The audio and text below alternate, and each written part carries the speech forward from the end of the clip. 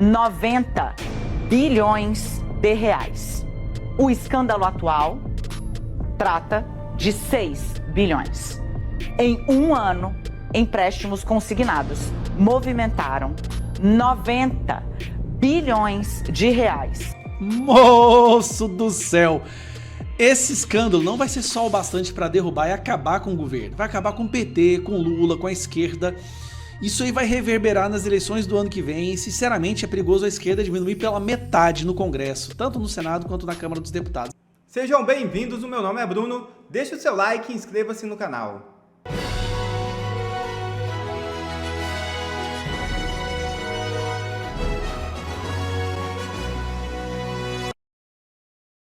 Trump dará $1.000 a imigrantes que saírem voluntariamente. É isso mesmo. O governo dos Estados Unidos também pagará a passagem de volta dos imigrantes ilegais para seus respectivos países. Em mais um esforço de sua agenda de deportação em massa, o governo Donald Trump vai oferecer um auxílio em dinheiro e pagar viagens de volta para casa dos imigrantes indocumentados que deixarem os Estados Unidos voluntariamente, disseram autoridades nesta segunda-feira. E novo escândalo no governo Lula gira em torno de 90 bilhões, diz a Globo. É isso mesmo. A investigação da Polícia Federal está avançando para um outro tronco, ainda mais podre. Esse tronco fédido é dos empréstimos consignados. É uma verdadeira organização criminosa montada dentro do governo federal, operada pelos sindicatos com um vínculo umbilical com o Partido dos Trabalhadores. Aposentados e pensionistas indefesos se tornaram um meio de enriquecimento ilícito para a quadrilha. Tudo isso aconteceu em 2023, logo após a bandidagem voltar à cena do crime. É uma bomba. O esquema de corrupção e de fraudes do INSS é muito maior do que nós pensávamos. E a Polícia Federal agora já investiga um esquema paralelo envolvendo empréstimos consignados que está envolvendo aí cifras de 90 bilhões de reais. E sabe quem que vai pagar a conta desse rombo todo? Eu, você, nós. Gente, saiu nessa segunda-feira de manhã a notícia de que a força-tarefa da Polícia Federal, que está investigando o esquema de fraudes, de corrupção, de desvios do INSS, já avançou nas linhas de apuração e descobriu um esquema envolvendo também agora os empréstimos consignados do INSS. Enquanto o esquema de descontos associativos e sindicais teve um rombo estimado até agora de 6,3 bilhões de reais, o caso dos empréstimos consignados é muito, mas é muito maior. Só em 2023, o valor mobilizado dos empréstimos consignados do INSS foi de 90 bilhões. Consegue imaginar isso? 90 bilhões de reais? Bora entender esse caso aqui. Uma auditoria do Tribunal de Contas da União, do TCU, mostrou que só em 2023 foram 35 mil reclamações de empréstimos liberados indevidamente, ou seja, sem qualquer solicitação por parte do beneficiário. Ou seja, pelo menos 35 mil aposentados e pensionistas que recebem seu dinheiro do INSS reclamaram que apareceram ali nos contra-cheques descontos de parcelas dos empréstimos consignados, só que eles nunca tinham solicitado esses empréstimos, eles nunca pediram, eles nunca contrataram.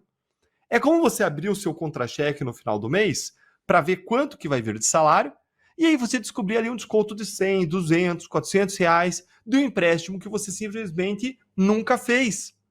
Que empréstimo que é esse? Quem recebeu esse dinheiro desse empréstimo? E para onde que está indo o desconto do contra-cheque? E foi justamente essa área, referente aos empréstimos consignados, que está agora debaixo de suspeita e investigação. E ela movimentou 90 bilhões de reais só em 2023. Você consegue imaginar quanto foi em 2024? E agora, em 2025, a gente já está quase na metade do ano, no mês de maio. Se você está tão abismado e inconformado com esse absurdo desse escândalo de corrupção do governo Lula quanto eu, então senta o dedo aí no like com força, porque isso aqui precisa chegar ao máximo de pessoas possíveis. A gente tem que transformar nossa indignação em ação para que as coisas mudem. Porque no que depender de Lula, nada vai mudar. Nada vai mudar. Porque depois o ministro da Previdência, do PDT, pedir demissão na sexta-feira, final de expediente, o secretário executivo, que é o número 2 da pasta, que também é do PDT, braço direito de Lupe, foi ele que foi indicado por Lupe para ser o novo ministro. Ou seja, Lula mudou tudo para tudo continuar como tá. Era o braço direito do Lupe. Se o Lupe fez alguma coisa, o cara tava junto. Se o esquema era político-partidário, que a gente não sabe ainda, mas se era como era no Mensalão, como era na Lava Jato, no Petrolão, ficou tudo em casa, porque continuou com o cara do PDT. Gente, agora olha como que esse esquema é sofisticado. Ele devia ter acabado quando o INSS inseriu a biometria para a liberação dos valores dos empréstimos. Mas nem com isso o esquema cessou. Olha só o que aconteceu com uma aposentada específica, a Maria da Glória, que é moradora de Porto Alegre. Ela recebe há mais de 10 anos pensão pela morte do marido. Nesse exato momento, ela tem 4 empréstimos consignados ativos e que não foram solicitados, além de outros 41 que ela já conseguiu encerrar. Eu vou repetir, ela tem 4 consignados ativos que ela não pediu, estão ali comendo, devorando o benefício dela mês a mês, sendo que ela já encerrou 41 que ela também não pediu. Me diz se isso é ou não um absurdo completo. Apenas 3 empréstimos consignados que foram feitos efetivamente com a autorização dela. Todos os outros foram feitos sem autorização. O prejuízo só nesse caso da Maria da Glória é estimado em R$160 mil ao longo desses últimos 10 anos. Se a gente multiplicar esse valor, esse prejuízo pelo número de reclamações, 35 mil reclamações, só isso dá 5,6 bilhões de reais, fora todo o universo de gente que nem reclamou, que não viu, que não prestou atenção. Quem é que está fazendo isso? Quem está por trás desse esquema? O que está acontecendo no INSS, gente? O governo Lula precisa urgentemente se explicar para o Brasil. Mas sabe o que disse o novo presidente do INSS? Disse que o governo, ou seja, eu, você, pagadores de impostos, pode ter que carregar com parte do ressarcimento dos aposentados e pensionistas que foram vítimas do esquema de fraudes. Mas aí eu digo com certeza, podemos não, nós vamos pagar essa conta, como a gente sempre fez desde que o Brasil é Brasil, e não só com uma parte, mas com toda a conta, porque o que for bloqueado dos criminosos só vai entrar para os cofres públicos se entrar daqui a uns 30 anos. E digo, se entrar, porque a imensa maioria dos casos contra colorinhos brancos são anulados ou prescrevem. Lembre que o caso Collor demorou 10 anos entre denúncia e julgamento.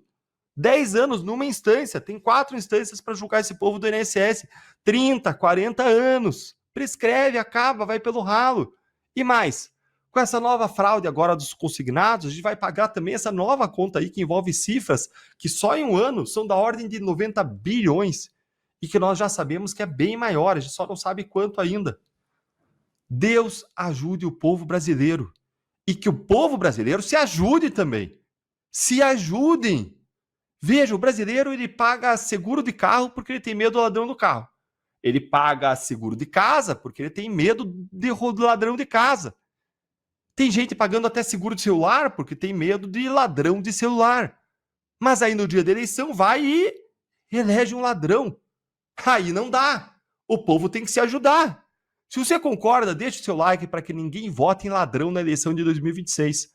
E agora eu quero ouvir a sua opinião. Você acha que o governo Lula está envolvido até o pescoço nesse esquema do INSS, como ele teve no Mensalão e Lava Jato? Conta para mim aí nos comentários a sua opinião. Moço do céu. É assim que a gente diz em Goiás quando a gente vê algo surpreendente. E é isso que está acontecendo com o escândalo do INSS. Moço do céu. Esse escândalo não vai ser só o bastante para derrubar e acabar com o governo. Vai acabar com o PT, com o Lula, com a esquerda. Isso aí vai reverberar nas eleições do ano que vem e, sinceramente, é perigoso a esquerda diminuir pela metade no Congresso, tanto no Senado quanto na Câmara dos Deputados. Agora, a melhor parte de tudo, imagina o tanto que é humilhante isso daqui.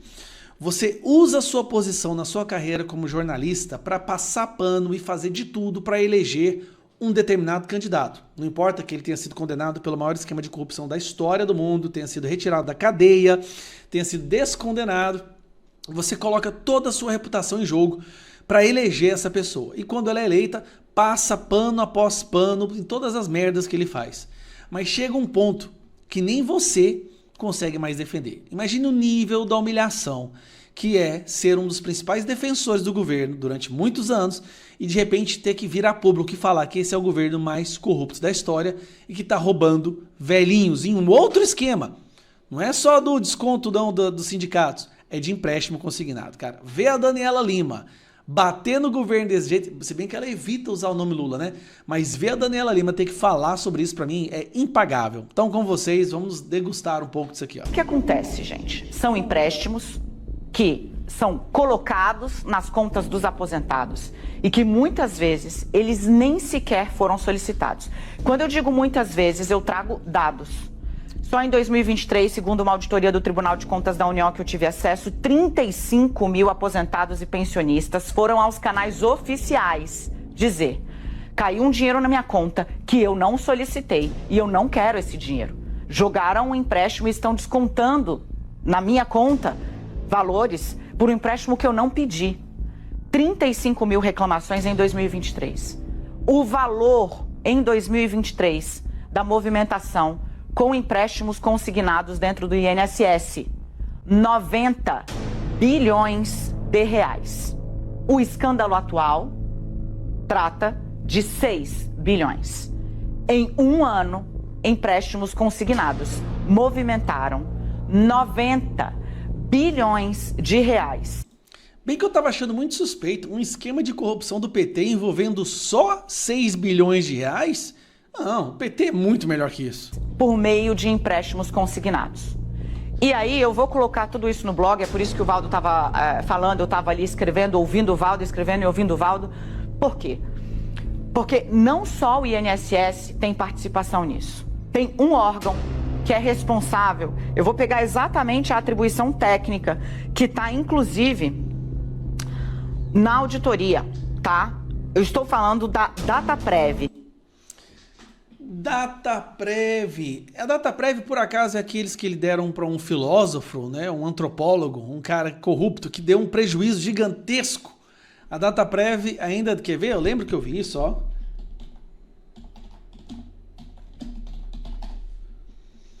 Vamos lá.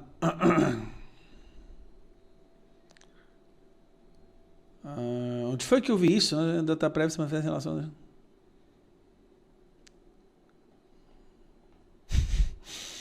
Foi a Previ, né? Foi a Previ. O Brasil venderem dados, cara do céu. Mas resumindo, foi a Previ, eu tô confundindo. Nós estamos falando agora de dois órgãos nos quais os dois líderes desses órgãos foram escolhidos por Lula. E aí, depois do escândalo do INSS, Lula colocou o número 2 do escândalo, que é o Volney Queiroz, eu acho que é o braço direito do Lupe. Meu amigo, esse escândalo é muito, mas muito pior do que nós imaginávamos. Porque aqueles 6 bilhões estava estranho. Cara, o PT fazendo corrupção por 6 bilhões? O que aconteceu com o PT? Eles estão roubando, eles ficaram humildes agora? Não, mas foi 90 bilhões de aposentados. Retirando dinheiro de aposentados. Não tem nada mais perigoso no Brasil hoje do que ser um aposentado com o governo do PT. É perigoso você ir lá buscar o seu salário no banco e não ter mais nada, porque tudo entrou no bolso do PT, dos corruptos, mas é óbvio, né? Afinal de contas, a Janja precisa desse dinheiro para poder viajar. Tá em Moscou agora, para ir lá no Bolshoi, para assistir o Cisne Negro. O importante é que a Janja está viajando com esse dinheiro dos velhinhos. Cara, meu Deus, se o PT sobreviver a isso, aí eu digo que o PT é imorrível mesmo, cara. Ou se votar no PT depois disso, mas já não é nem burrice. Aí, assim, tem que ser internado numa clínica de desintoxicação. Seguir falando sobre esse assunto, sobre o escândalo no INSS, eu vou incluir nessa conversa o senador Rogério Marinho, que está conosco nessa noite para falar mais sobre esse caso. Senador, muito boa noite, obrigada pela entrevista. Sei que seu tempo é curto, então nós faremos aqui perguntas rápidas para tratar do tema. Eu gostaria de já chegar falando sobre a CPI.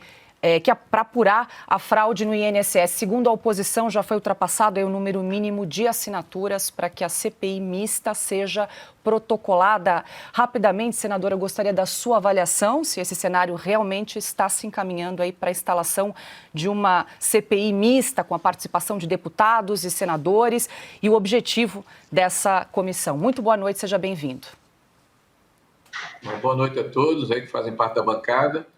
Eu escutei há pouco o Piotr, né, não vi os outros que se pronunciaram, mas eu quero corroborar o que foi dito e eu tenho repetido nos últimos 10 dias de que não há covardia maior do que se apropriar de recursos, parte dos recursos de aposentados, principalmente aposentados rurais, pessoas que, via de regra, têm dificuldade de compreender o que é um olerite, o que é um contra-cheque, né, e que foram induzidos a se associarem à sua revelia a entidades que não os representam e que ao longo do tempo, né, tiveram isso acrescido de uma forma geométrica, principalmente nos anos de 23 e 24.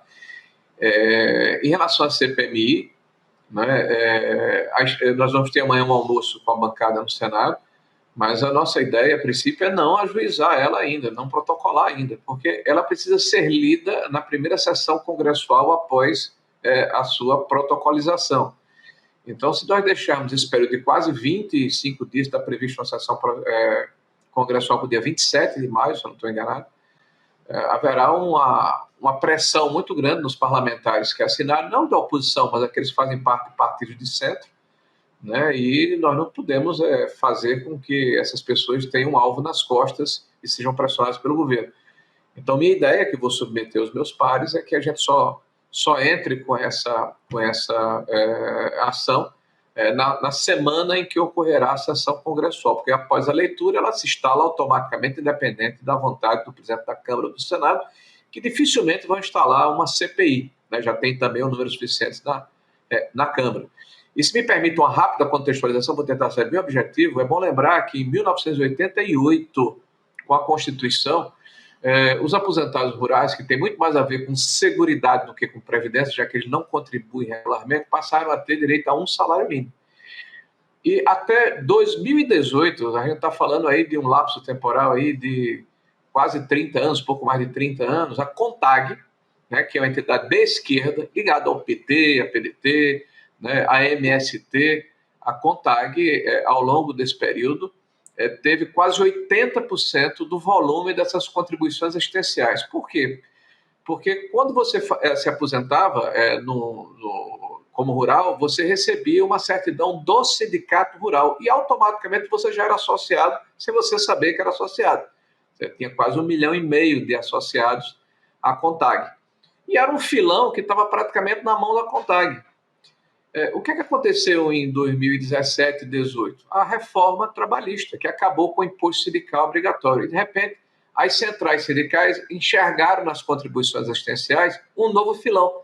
Só que em 2019 e 2020, nós entramos com a medida provisória de combate às fraudes e caiu em quase 20% o valor dessas consignações.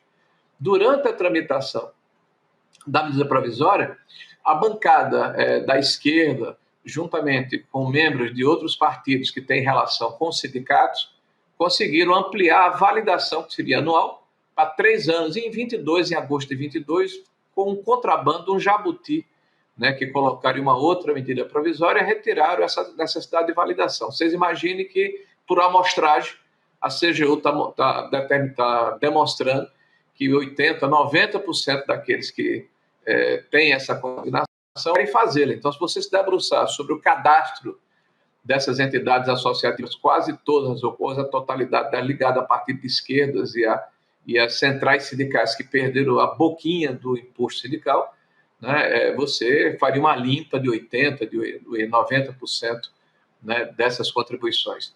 E aí, de forma criminosa, eles aumentaram em 23 e 24, geometricamente, porque começaram a associar pessoas sem que essas pessoas soubessem que estavam sendo associadas e retiraram uma série de mecanismos de controle, que eu posso falar um pouco mais adiante. Tá? Mas isso é criminoso e precisa ser coibido, combatido, o recurso precisa ser devolvido e o governo está dizendo que vai devolver a revelia do orçamento, deve cobrar principalmente de quem se locupletou dessa ação criminosa, deletéria e absolutamente cruel contra as pessoas mais fragilizadas da nossa sociedade.